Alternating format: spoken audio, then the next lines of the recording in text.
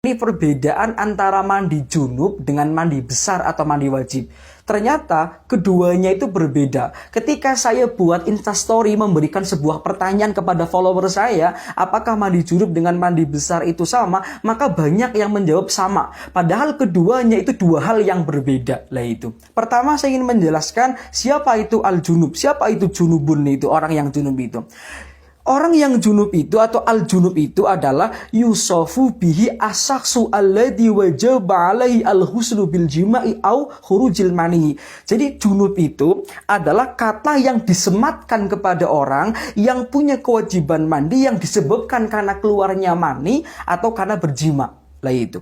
Orang haid punya kewajiban mandi, tapi orang haid tidak bisa dikatakan junub. Karena itu mandi besar itu tidak bisa dikatakan semuanya mandi junub. Jadi begini, perkara yang mewajibkan mandi dalam kitab Fathul Qorib misalnya, itu kan ada 6. Mati, haid, nifas, wilada, keluar mani, jima. Lah itu. Maka 6 perkara tadi mewajibkan seseorang untuk mandi. Tapi tidak semua 6 perkara ini disebut orangnya sebagai orang yang junub. Hanya 2 saja di antara 6 tadi. Lah itu. Apa tadi?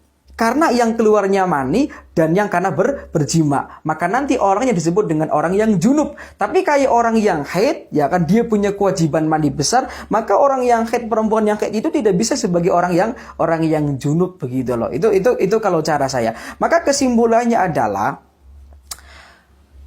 mandi besar atau mandi wajib itu sifatnya lebih umum dibandingkan dengan kata mandi junub. Kalau mandi junub dan mandi jinabah itu lebih khusus. Karena mandi jinabah atau mandi janabah atau mandi junub itu hanya diperuntukkan bagi orang yang punya kewajiban mandi bil jima'i akhurujil mani. Disebabkan karena keluarnya mani atau karena berjima. Nah, kira-kira begitu. Nah, makanya dalam kitab Fathul Qorib itu ada keterangan demikian. Berbeda ini. Jadi misalkan ya, mana? Nih, wa yahrumu bil haidi wa nifasi. Orang yang haid dan orang yang nifas itu haram untuk melakukan 8 perkara. Misalnya, sholat, puasa, qiraatul Quran, masul mushafi dan sampai seterusnya. Sementara wa yahrumu alal junubi, haram bagi orang yang junub melakukan 5 perkara. Artinya apa? Orang yang punya hadas besar itu dibagi menjadi 2. Satu orang yang punya posisi junub, lah kan, itu diharamkan hanya 5 perkara saja. Sementara orang yang punya hadas besar yang disebabkan karena haid dan nifas itu ada 8 yang diharamkan. Maknanya ya hadas besar dibagi menjadi 2 tadi. Lah itu. Jadi hadas besar disebabkan oleh 6 perkara tadi itu.